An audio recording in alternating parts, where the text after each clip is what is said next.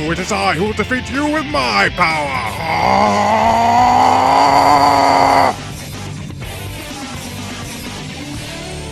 Mar.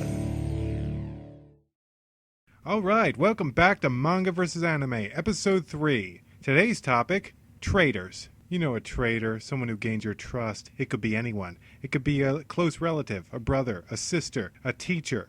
You think they're on your side, but they're not. They're on the side of evil, and they're there to bring you down. Now, why do I bring up the topic of treason? Because that's what the anime we're examining today is. A traitor. From episode 1 to 79, Mayor the Anime earns your trust. Aside from a few excursions into some filler arcs, it follows the manga pretty faithfully. In fact, I would have said it was one of the best anime that followed its original manga. By the way, we'll be getting into spoiler territories, so if you haven't already read this excellent series, then I thoroughly recommend you do so before watching this video. However, the anime ending isn't worth it. Alright now, since the ending is the biggest issue with this anime, I'm going to summarize the ending of the manga. I didn't want to do this, but there's really no choice since this video is going to be comparing the endings of these different mediums.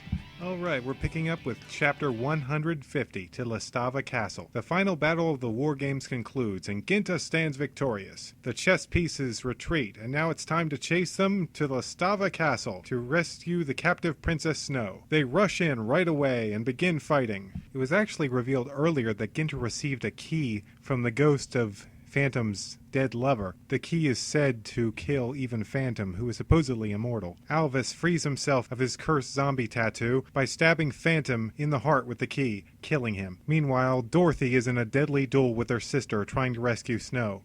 Ginta runs on ahead to confront the king, the mysterious figure which was behind the entire war all along. He rushes into the room only to discover that his father is staring back at him. His father, Dana, who was supposed to have died during the last war games. He attacks Ginta and Ginta is very confused. Eventually it was revealed that at the end of the previous war games, Dana's body was possessed by an evil spirit, and his spirit was placed within Babo. Ginta cleverly uses the remaining magical stones to create new abilities which allows Babo to free his father's spirit and defeat the evil spirit who is behind the war the entire time. It turns out that Princess Snow had a strange connection with a girl Ginta liked named Koyuki. Dorothy's sister was trying to make a pathway to Earth so the evil spirit could get through. However, the plans fell apart when Ginta and his friends defeated all of the chess pieces. Having saved the day, Ginta returns to the real world with his father in tow. It's a happy ending for everyone. Well, except the chess pieces. They mostly just died or lost. Now see, wasn't that a lovely ending? It was simple. Ginta and his friends rushed in and vanquished the evil. It was a good ending. There was nothing wrong with it. It tied up all the loose ends and everything. You didn't need to add much more to it. The story was pretty much coming to a close after the war games concluded. And now we move on to the anime ending. Ah, yes, the anime ending, which I relate to a good old friend coming over to you to hug you and then stabbing you in the back. I had enough with Mare filler. I was ready for the end. And so I waited for the episodes to come out, skipping all the filler episodes, until I realized the terrible truth. The rest of the series was nothing but filler, with the truth sandwiched between junk. Warning! Warning! I have not watched the complete Mare anime. I refuse to torture myself for your entertainment. Unlike this guy, this guy, this guy, this guy, this guy, and this guy. Therefore, I'll mostly be going off of the bits and pieces of the end of the anime that I did watch, and this page on Mare episodes on Wikipedia. So without further ado, let's dig deep into this pile of vomit known as the Mare anime ending. And so, while in the manga they went straight to the castle to rescue Snow, a bunch of junk happens and they end up breaking Babo or something and needing to get him repaired. And now we move on to the Phantom chess, a group of chess pieces that were never in the original manga, who Phantom just brings in as a last-ditch effort to stop Team Mare. Hey loser, you kinda lost the war games. That means you lose. That means you give up. You don't cling to life like a loser. I had a lot more respect for Phantom in the manga than I do here. I mean, he's the main villain and all, so I guess we're not supposed to have respect for him, but still. In the manga, he realizes finally that maybe death is what he desires in the end. And so, while Alvis, of course, stabs the key into him in the manga, the anime decides to piss me off and make it so that when Alvis tries to plunge the key into Phantom's heart, Phantom stops it. Oh gosh, I absolutely hate this. It's like, oh, stop dragging it on. This is torture. Please just end Phantom now. But no. Haha, I caught you. You can't put the key in me this time.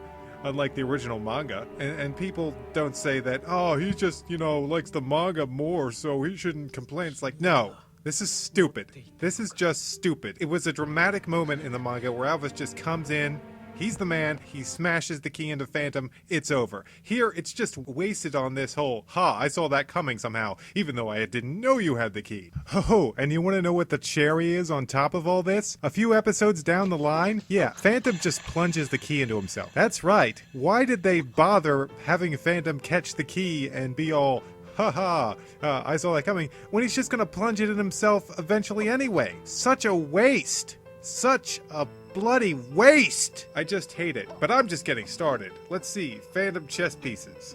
I haven't seen that much of them, but they seem like common throwaway filler characters.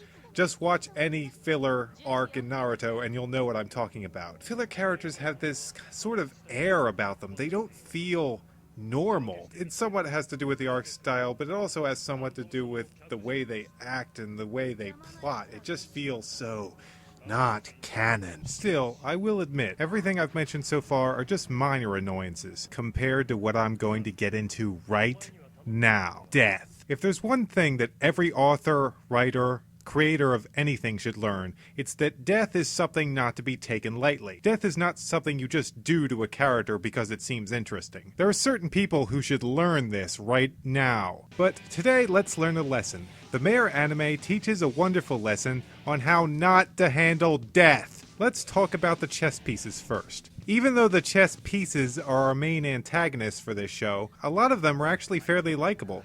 Especially the character Ash and Pano and her family. So you can imagine my rage when they decided, hey, let's just kill them all. Yeah, that's right. The king of the chess pieces just comes in and kills that guy, and kills that guy, and kills that guy. In fact, a large majority of the deaths in this show come from the king, who, in the manga, you'd never see him until the very last battle. But, some people might say, well, I didn't like any of the chess pieces. Oh, okay, that's just fine. But did you like Nanashi? Dead. Dorothy? Dead. Alvis? Dead. Alan? Dead. Princess Snow? Deader than dead. That's right, they just killed off more than half of the main protagonists of this show. Let's see, how many of the main protagonists died in the original manga? 0. Zilch. No one. All lived. But hey, maybe you're saying, well, if the deaths were handled in a very dramatic and interesting way, then maybe that makes up for it. Well, let's examine the deaths one after another then. Okay, first up is Alan. Now his death isn't exactly the worst, but let's see what happens. He feels some kind of weird, dark energy going on, and he goes out to confront whoever is causing it. Never mind alerting everyone that there's danger near the castle, I'm just gonna go handle this myself. Now I know he's a very strong character, and I can see him doing this, but still, it was still kind of a stupid move. So he finds the source, and it turns out to be some kind of evil knight guy dressed in armor. He tries attacking, but realizes that the knight guy, who is by the way king of the chess pieces, can absorb his power. Therefore, after a few moves, he kind of gets blown up. Yeah, this bright energy just covers the screen and he just gets blown up. Ginta and the others arrive, but they're too late, and his last dying words are warning Ginta that the king of the chess pieces is someone that he knows. Well, at least he fought back. It wasn't that bad of a death. Seemed uncalled for and extremely lame considering the level at which Alan is at. I mean, this is the guy who just walked over to a weak chess piece, grabbed him by the shirt, and threw him into a volcano. I'm sorry, but after that character needs a much more impactful and amazing death than just, I'm going to try a couple attacks and, oh, that didn't work, I'm dead. I'm sorry, but that's just lame. On the Deathometer, yeah, I know. Treating death without dignity is pretty lame of me, but I mean, the whole show treats death like that, so you'll excuse me. On the Deathometer, I'd give it a 5 out of 10. Next character, Nanashi. Now, Nanashi is my second favorite character in the show. He's just a really interesting guy. He goes flirting around with women, and he's got some pretty interesting electrical powers. Not to mention, he fights with a blindfold. How many non-blind characters do you know who fight with blindfolds? So anyway, once again, the king of the chess pieces arrives, and Nanashi says that he'll stall him to give Snow and Alvis time to escape, because he knows that this enemy is too powerful. So he tries one attack, realizes it kind of doesn't work, and he kind of just gets burned to death. It's like, oh well, I'm screwed. Yeah, on the Deathometer, this gets a 2 out of 10. Really, really pathetic ending for one of my favorite characters. Oh, and by the way, whenever a character gets killed by this guy, they explode into dark shards I'm not sure if they ever explain it. Okay, moving on to the next character, Princess Snow. Yeah, Princess Snow, the character who Ginta went through all this trouble to rescue. And she's killed by, get this, force choke. Yeah, he's pulling a Darth Vader move, and he totally killed her with that. Oh wait, no he doesn't. He chokes her, lets her drop, and Alvis just stands there with what the going on? And then she gets burned to death by a firebird. Well, Alvis only thinks after she gets burned to death to think, holy cow, I better do something. Yeah, not one of Alvis's better moments. And now I know Snow isn't the strongest character on the show, but still, this is really a lame death. I mean, choked and then burned without anyone helping. Kind of lame. I give it a 1 out of 10 on the Deathometer. Okay, let's go into the next character's death, which would be Alvis. Now, Alvis' death actually isn't that bad. He gets beat up a lot, but then his fairy Belle comes in and he realizes that he has to fight to protect her. So he gets up and starts pummeling the heck out of the king, which is at this point revealed to be Dana, Ginta's father. So he pummels the heck out of him, and he even sacrifices his own life to try and kill Dana. Of course, it doesn't work. And after he helps Ginta make a pathway to Diana's castle to stop the chest for once and for all, he just kind of explodes into dark crystal shards like the rest of them. Seriously, what is up with that? Alvis's death gets a 7 out of 10 on the Deathometer. Okay, final big death of the series. Dorothy. Okay, so after a brief return to canon content, Dorothy fights her sister in a very epic and, well worth watching battle. However, since Snow is dead at this point and not being rescued like she was in the manga, the writers had to change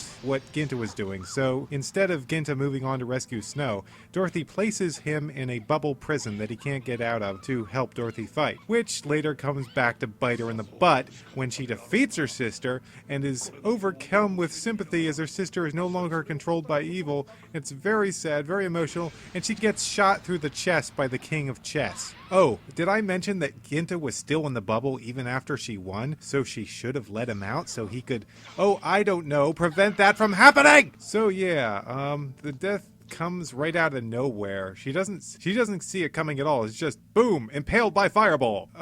So yeah, 1 out of 10 on the Deathometer. I think you could see now that even though some of the deaths were passable, they really weren't necessary or that well done in the end. And the end. It's time to wrap things up. How does the Mare anime end? Ginta has to fight his father, and it goes pretty much like it does in the manga. Until we reach a point where the evil entity that started the whole war with Mare turns out to be evil energy taken from planet Earth, and it plans to go back to planet Earth, which it does, unlike the manga. Therefore, Ginta goes and he all of a sudden does some kind of spirit bomb, which takes the dead art energy from all his friends, even though his friends were dead and dead. Did I mention they were dead? He takes energy from the dead and finds a way to defeat this evil entity. And out of plot convenience, guess what? Everyone who died comes back, except Snow, because she had the same soul as Koyuki, which wasn't the case in the manga, which they pulled out of their ass. I'm dead serious. So yeah, if you were a friend of Snow, congratulations, she was just as real as Titus was from Final Fantasy X.